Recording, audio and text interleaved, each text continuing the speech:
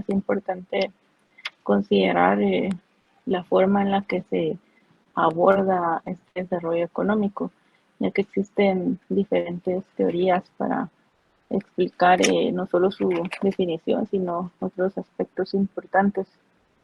Y dentro de estas teorías resulta que se pueden destacar aquellas tradicionales sobre el desarrollo económico que surgieron después de la Segunda Guerra Mundial. Acuérdense que luego de la Segunda Guerra Mundial la estructura de las economías cambió de forma muy marcada. Entonces, hay que considerar también que no se tenía evidencia de que pudieran presentarse estas características. A partir de ahí que surgen estas teorías.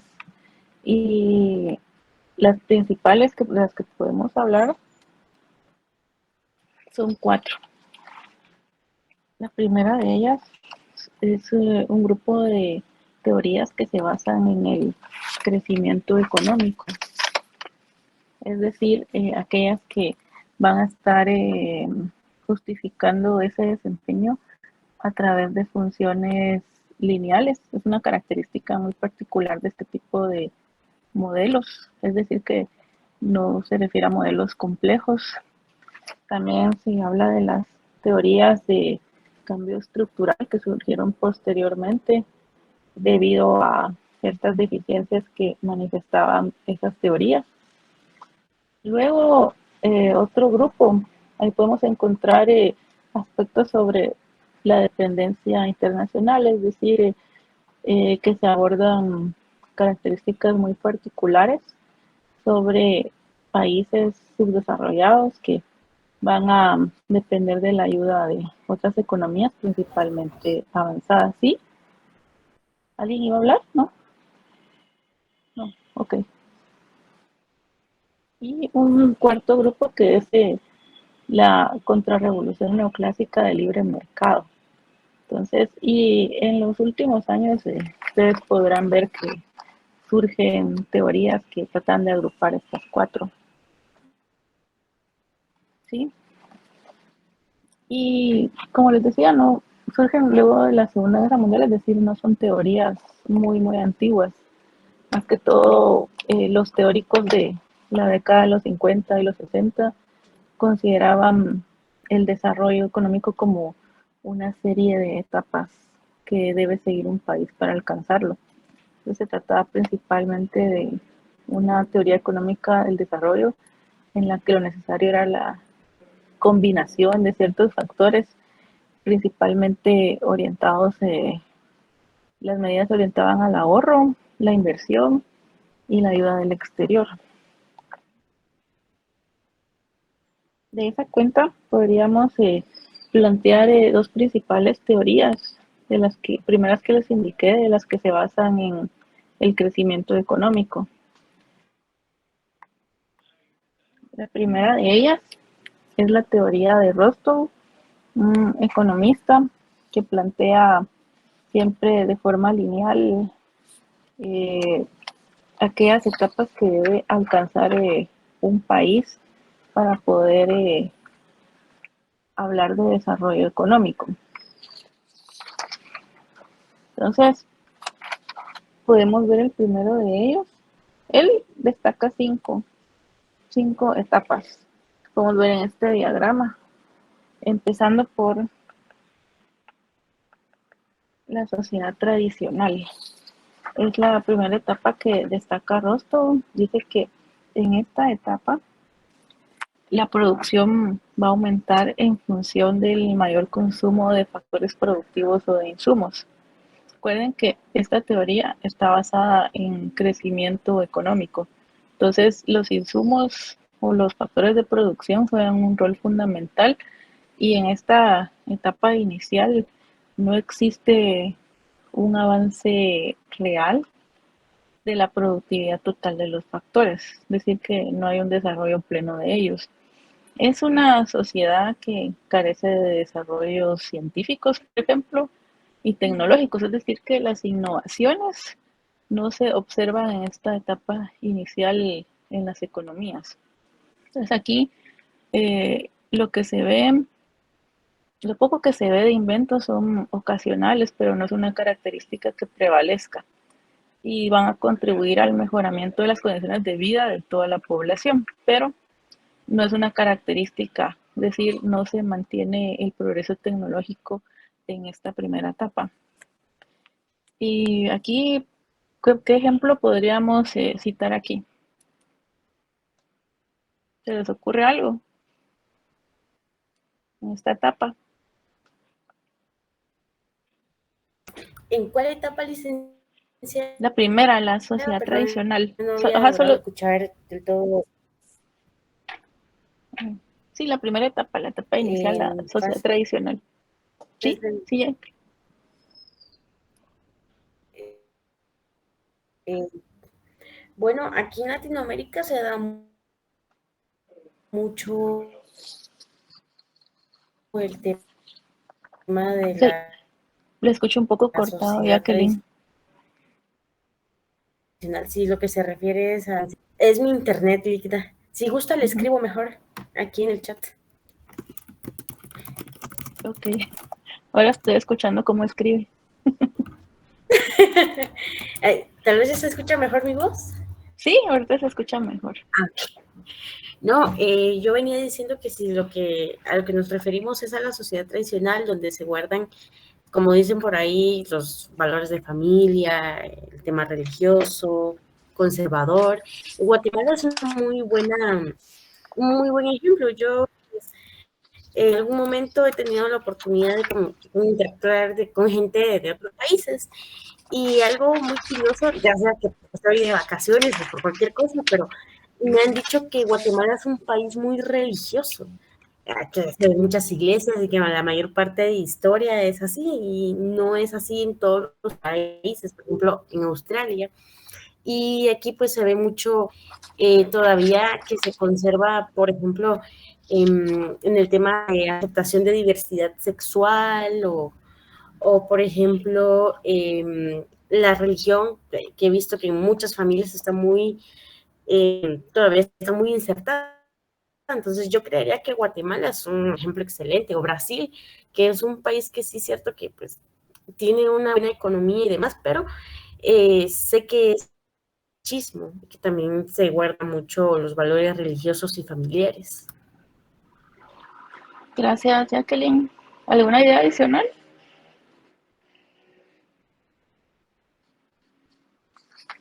Pero en sí, esta primera etapa, o sea, es decir, Rostow dice, bueno, todos los países, más que todos los avanzados, van a eh, pasar por estas 5 fases para alcanzar el desarrollo económico.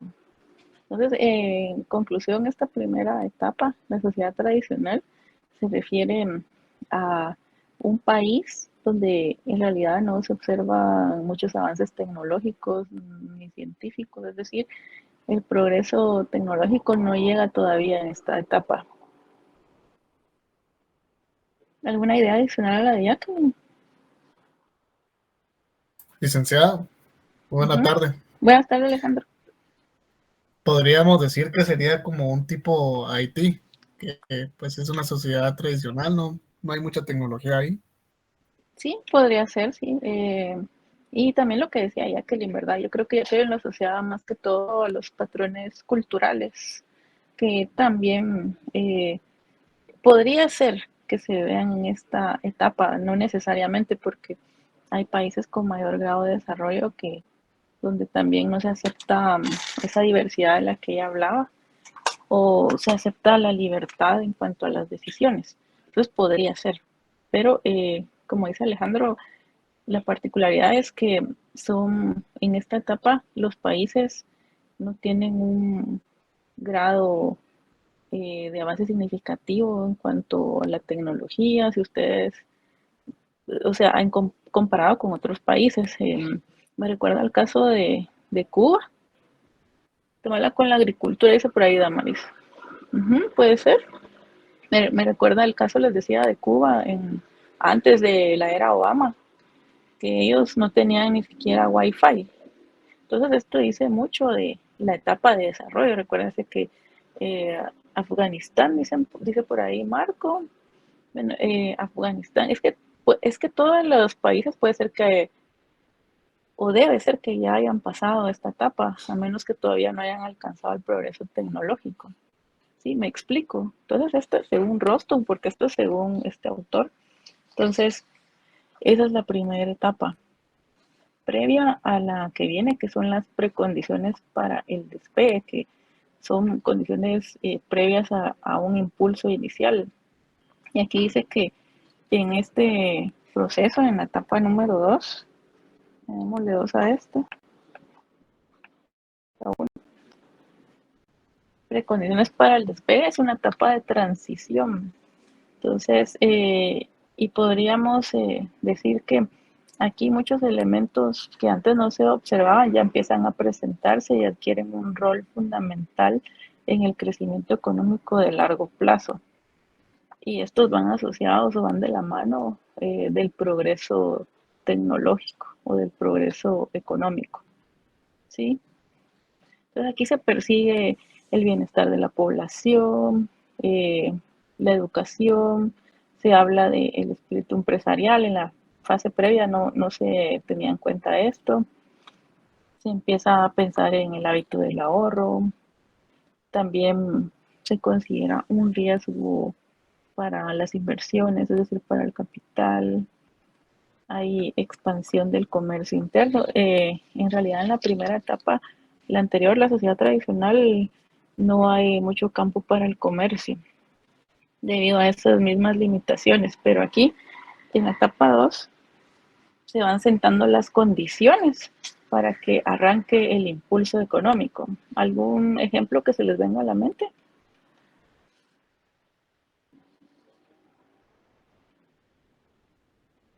Y no necesariamente tiene que ser reciente, porque eh, puede ser que ya la economía no se encuentra en esa etapa, ¿verdad?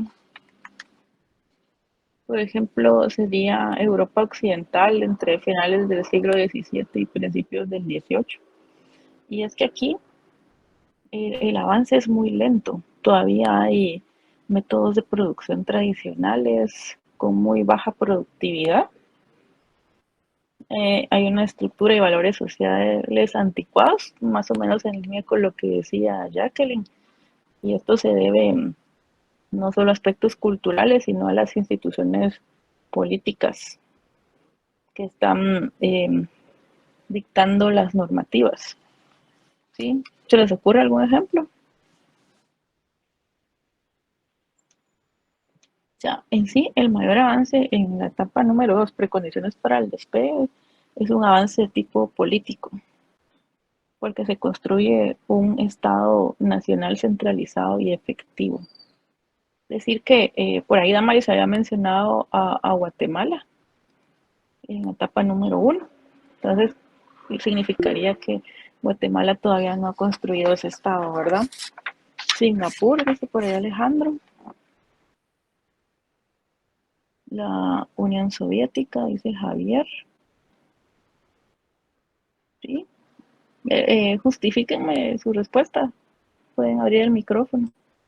Porque tiene más, se ve más que toda la caracterización para lograr identificar en qué fase se encuentra una economía.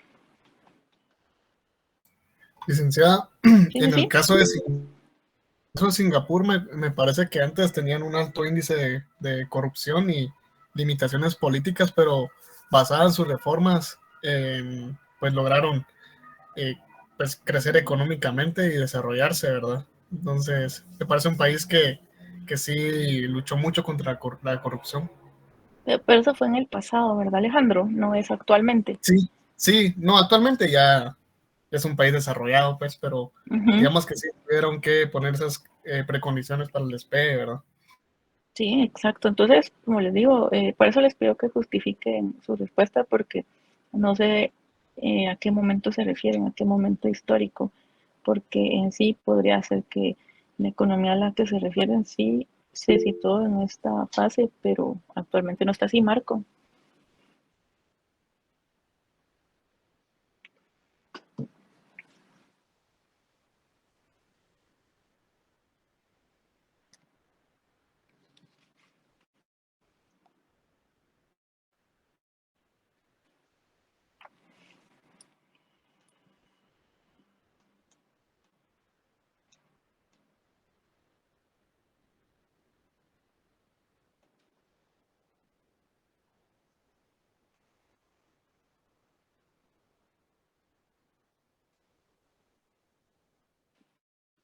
No, sí, sí, sí. Es que aquí se sientan las bases para poder alcanzar un crecimiento autosostenido, es decir, que no dependa del resto del mundo, sino que si alguien más por ella que le... Gracias, licenciada. Yo colocaba en el chat El Salvador, porque eso Ujú. sí es bastante, bastante reciente. Desde la toma de posesión de Nayib Bukele hace 6 años ha habido grandes cambios.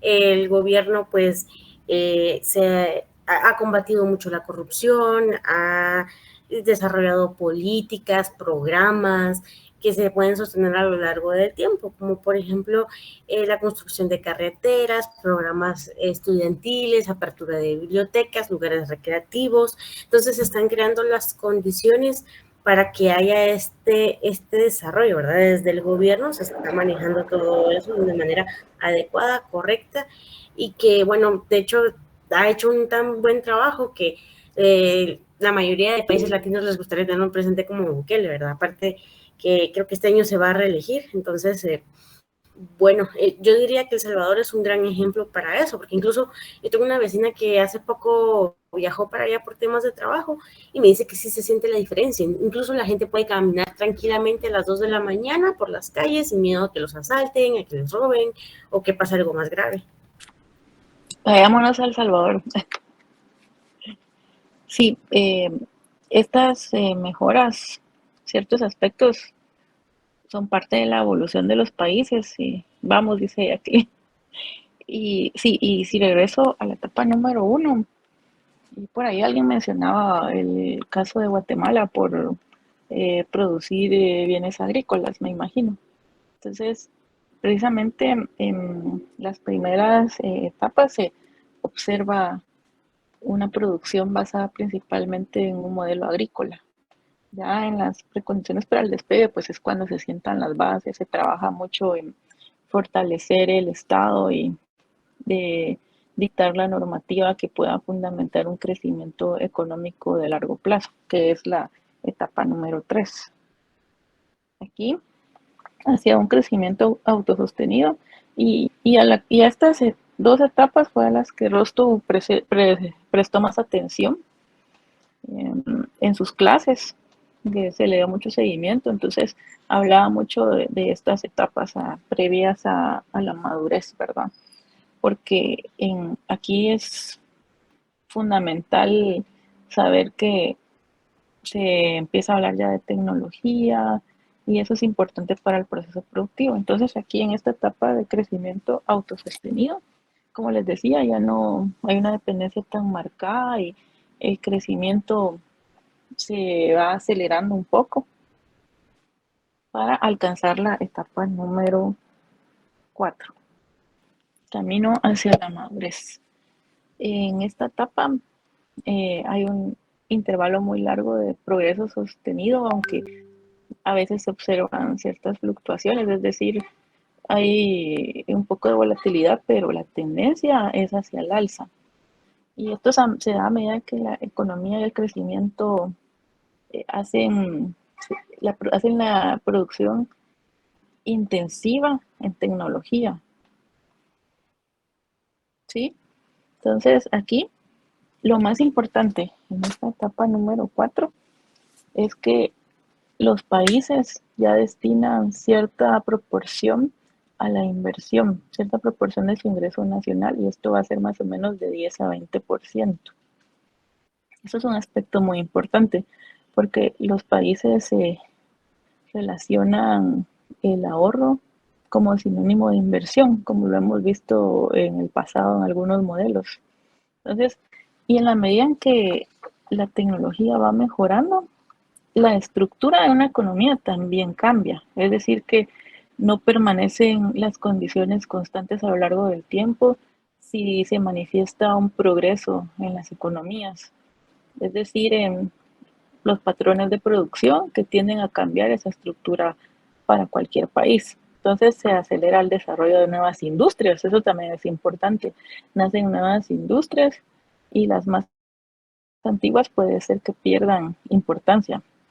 Y la economía sí ya realiza operaciones con el mundo con una periodicidad mayor, es decir, hay vínculos comerciales, exportan e importan aquellos productos que van a aumentar el bienestar del país.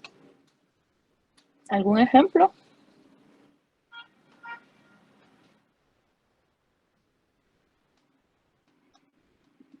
¿Se les ocurre algún ejemplo?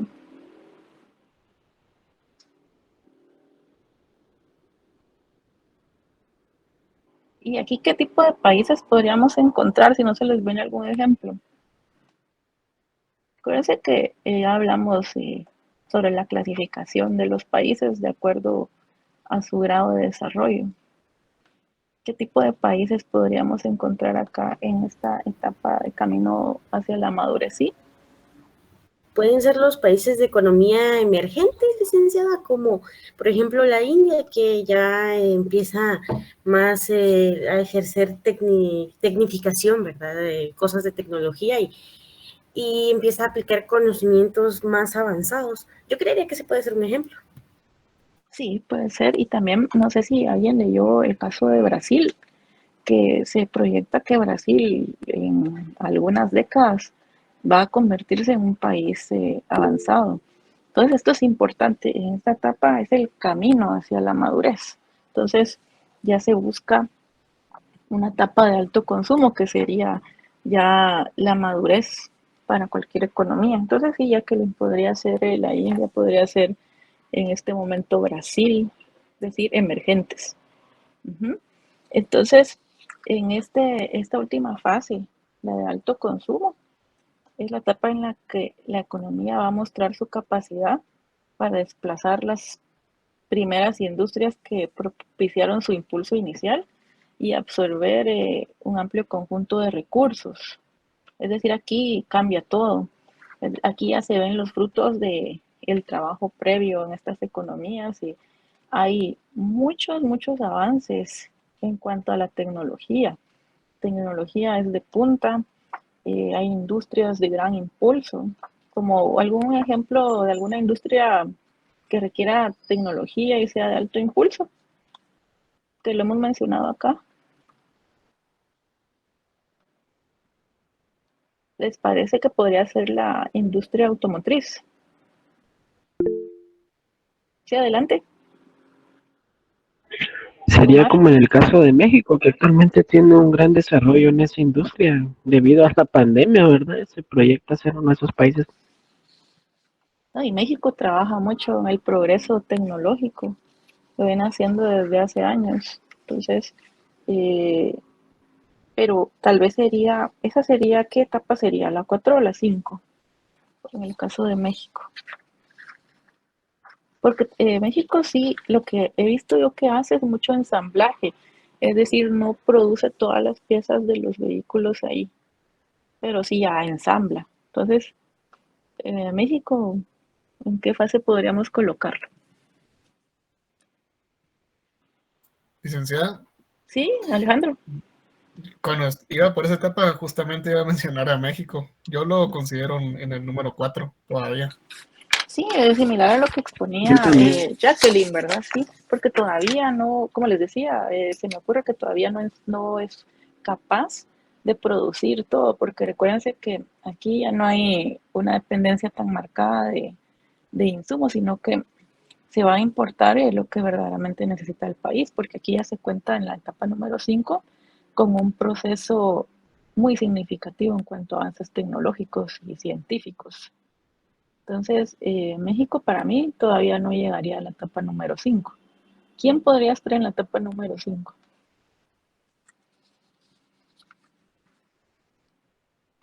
Los Estados Unidos, Ligda.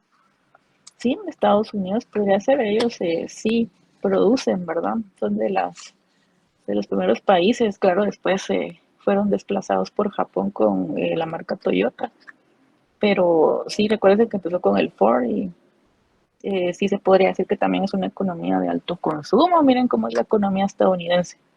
Cada vez que hay cambio de temporada, ¿qué pasa? ¿Qué pasa con la ropa? Nos mandan toda la ropa, Alexa. Bueno, ellos se deshacen, ¿verdad? De la ropa y cambian, ¿verdad? Renuevan completamente su closet. Se ven en las pacas, dice Jacqueline.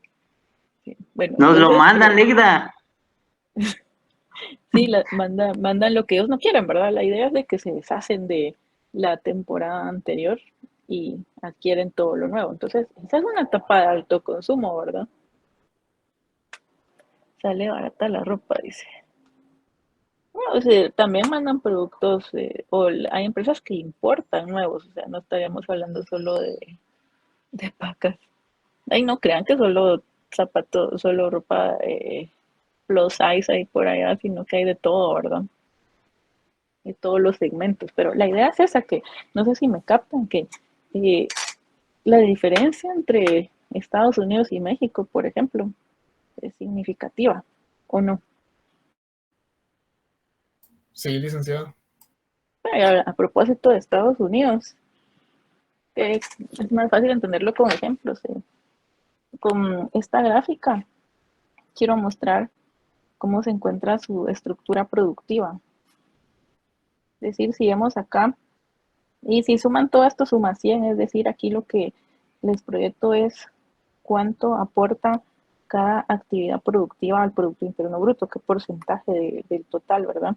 Y vemos que quien más aporta, más allá de, poquito más allá del 20%, es finanzas, seguros, el sector inmobiliario y de rentas, ¿verdad? Eso es lo que más aporta, seguido de servicios profesionales y empresariales.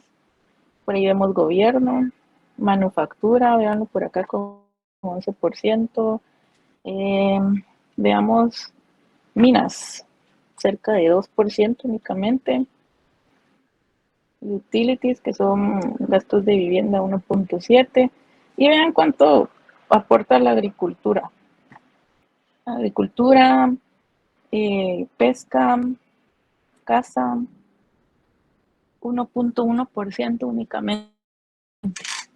¿Qué nos dice esto en cuanto a la estructura? ¿Qué piensan? Por eso tomé el caso de Estados Unidos, que resulta más familiar.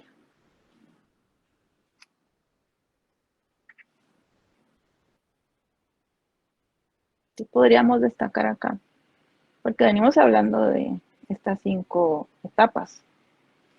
Es decir, Estados Unidos, entenderíamos que ya pasó por la sociedad tradicional, ya despegó, es decir, mantuvo crecimiento autosostenido. Y les decía que a mi parecer se encontraría en la etapa número 5, que es la de mayor madurez, la etapa de alto consumo. Y por eso les señalaba las características. Ya no es una economía que se fundamenta en la agricultura, por ejemplo, ¿verdad? Es decir, sí, Alejandro. Licenciada, podríamos decir de que Estados Unidos exporta productos de un alto valor agregado. Sí, lo que más exporta a Estados Unidos son bienes finales.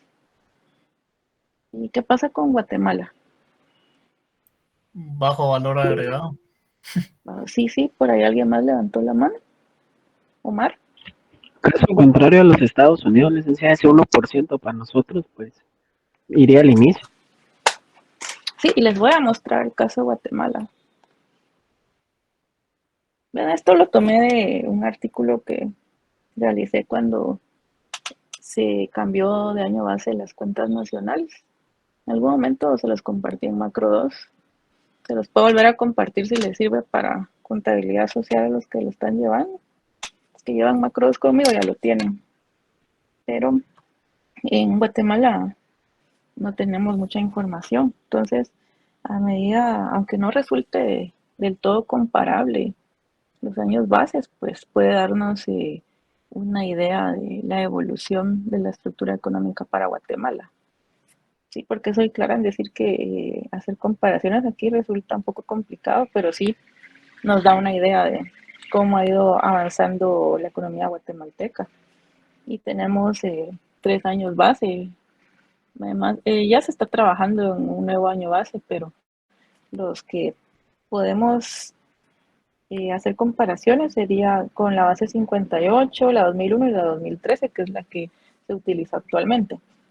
Entonces vean que en la base 58 hay que considerar también que decía la teoría de Rostrum que surgen nuevas industrias, ¿verdad? Entonces, en una etapa inicial, podríamos pensar que sería esta. Vean los patrones de la economía, independientemente de las limitaciones estadísticas, porque esto es con lo que contamos para poder hacer análisis y no podemos encontrar la información de otra forma. Entonces, vean la agricultura. Con el año base 58 tenía un peso alrededor de 23% del producto total que se generaba en Guatemala. Y vemos que el comercio un poquito más, ¿verdad? Un poquito más, hasta casi 25%. Teníamos por ahí construcción con 2,1%, las industrias manufactureras, 13% era lo que aportaban al producto total. Luego con el año base 2001, vemos que comercio pierde importancia, pasa de 25% al 13%. En el caso de la agricultura también pierde importancia y se acerca al 14% comparado con el 23% de la base anterior. Las industrias manufactureras sí cobran un poco de mayor importancia con este nuevo año base, porque esto es un trabajo que requiere también realizar un proceso de recolección de datos que podría no estar disponible en el pasado, ¿verdad? Pero quisiera enfocarme en el año base actual, en el 2013, solo para tener una idea de cómo ha evolucionado la economía guatemalteca y poder identificar en qué etapa nos encontraríamos. Vean la agricultura,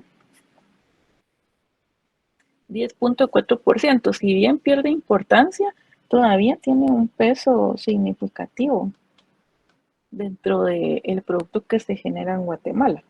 Y esto porque con las nuevas mediciones se incorporan más datos, es posible rastrear otras industrias, ¿verdad? Y cada cierto tiempo nacen industrias nuevas porque a lo largo de los años las necesidades de los consumidores van cambiando también y la tecnología, los procesos científicos contribuyen al surgimiento de nuevas empresas. Y vean por aquí, comercio y reparación de vehículos, que en realidad le asignaron ese nombre a este sector productivo. Yo preguntaba a los expertos cuánto pesa la reparación de vehículos y no es significativa, pero lo colocaron aquí dentro de comercio, pero es decir que si lo quitan en realidad no afectaría mucho, sería un 1% más o menos lo que variaría, comparado con la base previa aumenta a 18%, luego de tener casi 13%, ¿verdad? Construcción es poco lo que cambia y las industrias manufactureras caen a 14.4%. Esto para tener una idea del caso de Guatemala también. Entonces, ¿qué podemos decir de estas etapas para Guatemala? Espero comentarios.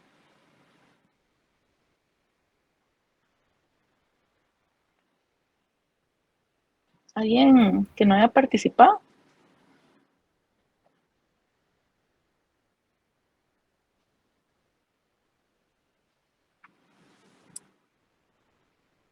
¿Alguna idea por ahí o no se atreven? Licta, Sí, sí. ¿Sí, a ver? ¿será que todavía estamos en las precondiciones para el despegue? ¿Por qué creería que estaríamos ahí? Y por ahí también dice Amares que en la segunda. Porque nos falta industrialización, no sé, crecimiento, cuestiones tecnológicas. Nosotros no tenemos ensambladora. O sea, estamos un poquito atrasados con respecto de los países que ya están hacia el crecimiento autosostenido, y el 4 ni lo menciono porque no creo. Yo más consideraría que sería el 2, Sí. pero no sé, es una opinión. No, sí, claro, todas las opiniones son bienvenidas. Damaris también dice que es el 2, ¿alguien más? Y más allá de saber cuál sería interesante también decir por qué, ¿verdad? Omar dice que todavía estaríamos en la sociedad tradicional. Adelante, Marco.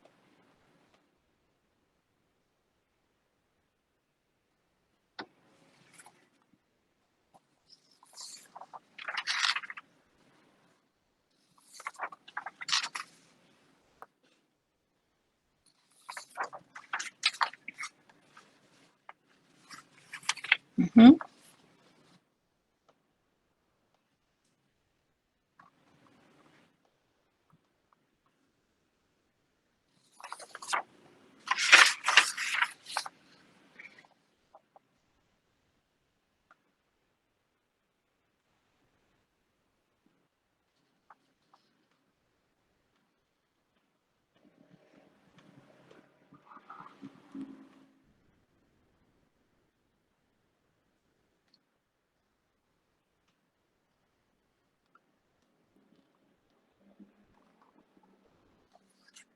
O sea que sería más que todo la 2 también, ¿verdad? En busca de la 3, así sería. Ujú. Vamos a ver, ¿quién más vi por ahí? ¿Alguien más iba a opinar? Y si comparamos, vean, y lo decían por ahí antes ustedes, para Estados Unidos la agricultura un 1.1%, para Guatemala es 10%. Entonces hay diferencias, por eso colocaba yo el caso de Estados Unidos y el de Guatemala para relacionarlo con lo que plantea Rostov. Y esto no está en ninguno de los dos libros, por supuesto, porque el caso de Guatemala es bastante puntual. Entonces ya es parte del análisis para el curso, ¿verdad? La teoría también de la literatura es bastante limitada, pero sí hay información abundante en algunos artículos sobre Rostov, aunque no se las, no les recomendaría ninguna porque en realidad no le veo mayor complejidad a este tema, más que todo saber cuáles son las características que presenta cada economía en cada fase. Entonces, en realidad para Guatemala sí, por eso es que, como no, sí, Auri, adelante. Gracias, licenciada. Buenas noches. Buenas noches. Solo tenía una duda, licenciada. Por ejemplo, para cambiar de una etapa a otra, ¿solo influye el tema de la tecnología o los aspectos que decía el compañero que me antecedió? No, sí son varios aspectos y de hecho Rostov señalaba incluso más o menos cuánto podían tardar los países en cada fase y en el caso de la inversión, esos países que le destinan del 10 al 20% del ingreso nacional a la inversión o al ahorro, ya es una etapa de alto consumo, es la fase número 4, ¿verdad? Entonces, son otras características que no solo van de la mano con la tecnología, pero no quiere decir que el progreso se base exclusivamente en la tecnología, porque también se hablaba de que en cierta fase no se hablaba de capacidad empresarial, de educación, y posteriormente sí se hace, ¿verdad? Entonces son varios factores los que van influyendo en cómo alcanzar la siguiente etapa. Y de hecho, Rostov decía que el impulso inicial se demoraba más o menos alrededor de 20 años. El camino hacia la madurez señalaba 40 años. Sí, eso eran datos que él proporcionaba en su teoría. Entonces, son aspectos que también se deben considerar. Esto, claro, en aquella época, ¿verdad? Sí. Va, y luego, pues, también hay que considerar que ya se desarrolló en cierto momento y luego también todas las teorías han sido criticadas y las vamos a ver también porque cuáles son las principales críticas de este modelo. Entonces, esa última etapa de alto consumo era un consumo masivo y en este las sociedades transitan más que todo, se tiene que contemplar el tipo de bienes que se consumen y aquí son bienes y servicios durables. contrario a lo que pasaba en las etapas previas, donde eran bienes no duraderos. ¿Y cuáles son esos bienes durables? ¿Algún ejemplo? ¿O bienes de capital? ¿Cuáles serían?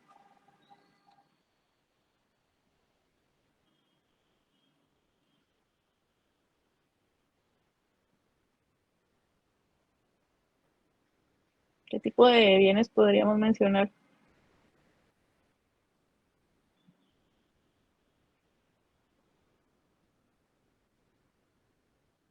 ¿Cuáles son esos bienes durables? Sí, sí, sí. Omar. Podría ser el tipo de compra de maquinaria para fabricación de otras cosas, por ejemplo el de las maquilas, ¿verdad? Que tiene una, ¿cómo se llama? Capitalización al fabricar mascarillas, esas planchas industriales. Consideraría que son bienes durables así. Exactamente, sí. Ese sería el tipo de bienes durables, por ejemplo, maquinaria, electrodomésticos, automóviles. Sí, es una característica fundamental de la última etapa. Por eso les mencionaba la industria automotriz y cómo cuando se creó el Ford, cómo creó un proceso muy avanzado para la economía estadounidense y que luego les decía que fue desplazada por el caso japonés con la marca Toyota, ¿verdad? ¿Sí? ¿Alguien más tenía alguna duda por ahí? ¿Todo bien? Sí, antes de pasar a otra teoría, les muestro, porque les decía que nacen nuevas industrias y con la base 2013, Guatemala, bueno, la economía guatemalteca se distribuyó dentro de 17 actividades productivas. Y ya les decía, la agricultura con un peso de 10.4 en ese momento, del total del producto que se genera.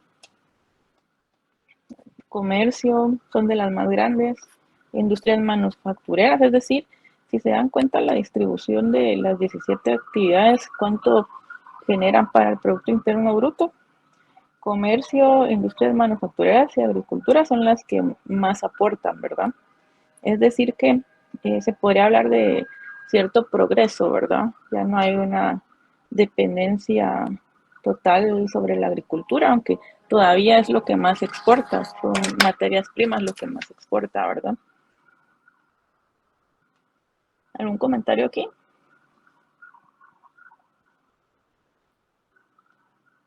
¿No? Esto también lo saqué de ese artículo que les comento. Y ya vamos a empezar con los modelos que a ustedes tanto les gusta. Pero hay que hablar un poco de los componentes del crecimiento económico, porque el modelo que vamos a ver, que es el segundo enfoque para este tipo de teorías basadas en el crecimiento económico, son teorías tradicionales. Este modelo es de Harold y Domar, quienes trabajaron por separado, pero aquí ya se empieza a hablar de otros factores. Los componentes del crecimiento económico. ¿Sí? ¿Qué pasó, Jacqueline?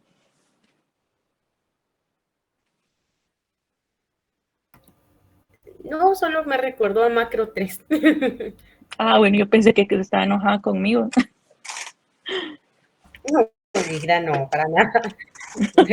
O algo le pasó, dije yo. Bueno, o dije, no quiere ver modelos, Jacqueline. También. No, pero tienen que hacerse amigos de los modelos. Aquí no vamos a ver modelos tan complejos. Tal vez donde usemos, no sé si, no he decidido si voy a ver ese o no, el de las integrales, porque van a ser sencillitas también, pero sí me parece apropiado que los conozcan. Entonces, un economista tiene que saber, si no quiere meterse de lleno a crear modelos, al menos saber qué les dice cada modelo, interpretarlos, eso es importante. Entonces les decía que acá ya se habla de otros componentes, son factores que impulsan el crecimiento económico, se habla ya de acumulación de capital. ¿Sí? No, licenciada, sigue contigo. Eso lo vi que encendió el micrófono. Bueno, entonces ya se habla de capital. Con Rostow, pues no lo hacía de forma tan explícita, que hay nuevas inversiones, equipos físicos. Aquí se habla también de mejoras en salud, educación, habilidades laborales, todas asociadas al progreso tecnológico. También se considera otro componente importante la población, es decir, el ritmo de crecimiento de la población. Y esto va de la mano también con el ritmo de crecimiento de la mano de obra. Y ese progreso tecnológico que son las nuevas formas de realizar tareas. ¿Sí? ¿Dudas aquí? Vamos a ver si tenemos todavía tiempo para ver la última diapositiva. Hablando ya un poco de los supuestos para este modelo, es un modelo, se van a dar cuenta que muy sencillo. Cada economía va a ahorrar una proporción de su ingreso nacional. Este es un supuesto porque no necesariamente tendría que ser así, me van a decir ustedes, pero Guatemala podríamos decir que no ahorra. Bueno, el supuesto aquí es de que sí se ahorra una proporción del ingreso que se genera en las economías. Ya se habla de la forma, es decir, que cómo se genera este ahorro a través del ratio de ahorro neto, que es una proporción del ingreso disponible durante un tiempo determinado. ¿Sí? Entonces, vamos a verlo con más detalle cuando hagamos el modelo. También para crecer son necesarias nuevas inversiones, es decir, que no hay un estancamiento. Es otro supuesto importante.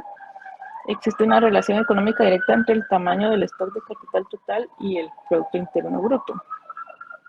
Es decir, que hay una relación que muestra las unidades de capital necesarias para producir una unidad de producto durante un tiempo determinado. ¿Sí? ¿Dudas acá? Esto en adición a otros supuestos propios de las funciones de producción, que es lo que veríamos en la siguiente clase. El miércoles no tenemos clase por ser aniversario de la universidad. Nos veríamos hasta el viernes. ¿Sí? Muy bien, licenciado. ¿Sí? ¿Dudas, comentarios? Ustedes sí sabían que hay feriado, ¿verdad? Sí, Linda. Sí. Entonces también es, yo considero que los feriados también tienen su razón de ser y pues por lo tanto no vamos a recibir clase abusando de la virtualidad. Ustedes pueden dedicarse a su lectura para la siguiente semana. ¿Alguien levantó la mano por ahí, Alejandro? Sí, licenciada, le iba a hacer la pregunta de que a mí me parece siempre bien curioso y, digamos, me da duda, ¿verdad? ¿Qué piensa usted sobre, digamos, Alemania luego de la Segunda Guerra Mundial? ¿Cómo es que a pesar de, digamos, que quedó devastada, su economía pues se recuperó y pues actualmente es una potencia, ¿verdad? A pesar que tiene limitaciones ahorita por lo que está pasando con Rusia, pero considero que es un país que realmente pues se construyó.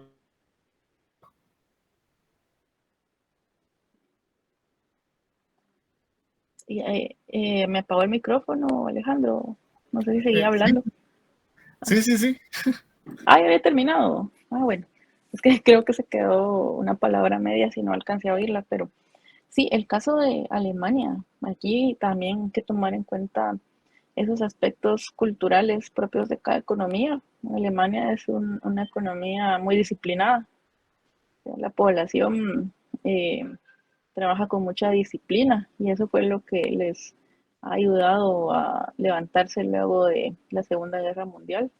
Y además, aunque como señalaba Alejandro, prácticamente todo quedó devastado, pues esas raíces culturales que no se cambian de la noche a la mañana permiten mantener esa disciplina. ¿Sí? Entonces yo considero que esa sería la principal característica de una economía que en realidad se recupera muy rápido.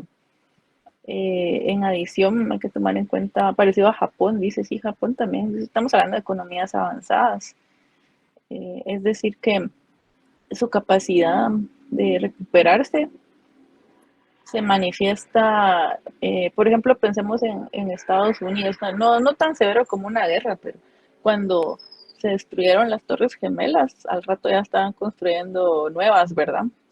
Entonces esa capacidad de poder recuperarse de forma inmediata es una característica de este tipo de economías, tienen recursos, porque aunque físicamente no viéramos la infraestructura, pues sí había recursos económicos, ¿verdad? Todavía por ahí había quien pudiera aportar.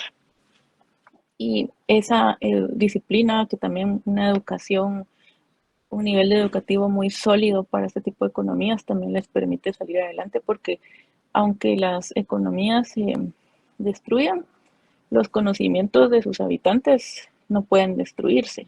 Esa experiencia, esa capacitación que se les dio previamente, pues no se destruye con toda la infraestructura. Es lo que yo considero, Alejandro. Porque, digamos, Stiglitz habla que si desigualdad haya, el crecimiento económico o el desarrollo económico puede ser mayor, ¿verdad? O sea, en el texto lo menciona cómo se, digamos, la desigualdad, digamos, educativa, social, económica, política, perjudica a los países, ¿verdad? Porque limita su crecimiento o su desarrollo económico. Entonces, sí tiene razón con lo que dice de que aparte, más allá de que sean disciplinados, creo que se rompe esa barrera de la desigualdad, ¿verdad? Sí, eso es otro factor importante. No sé qué tipo de desigualdad me habla, Alejandro.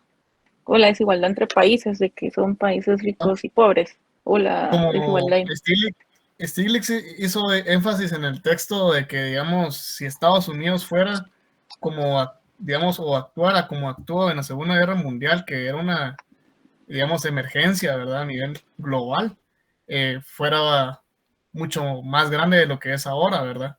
Pero ya no se actúa de esa manera. Digamos, eso es lo que considero yo que digamos, Alemania cuando estuvo, pues luego de la guerra, la gente se unió, pues, y todos estaban apoyándose, ¿verdad? Pero cuando, digamos, existe la desigualdad, se limita el crecimiento porque cada quien ve o vela por sus intereses, ¿verdad? Ah, bueno, eso es lo que David, sí, David es un, no, ¿quién era? David, bueno, los clásicos decían que hablaban del egoísmo económico, ¿se recuerdan? Sí, Eso es lo que Smith denominaba de esa forma, o sea, más allá de las desigualdades, el ser humano en general es así, ¿verdad? O sea, en los momentos de catástrofe se aboga por ayuda, por cooperación, pero en las épocas de bonanza no se distribuye necesariamente la riqueza, ¿verdad? Eso podría ser también, ¿verdad, Alejandro? sí, licenciado. ¿Sí? ¿Alguien más?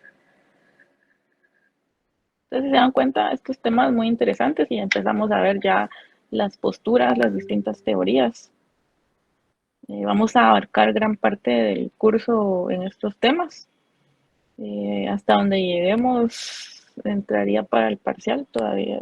Bueno, ya podríamos ir pensando en el parcial porque más o menos a mediados de febrero es que se programan los parciales. Entonces, hasta donde lleguemos, de una vez les digo, no vamos a cubrir todas antes del parcial porque esto es importante, conocer cómo se puede abordar el enfoque de desarrollo económico.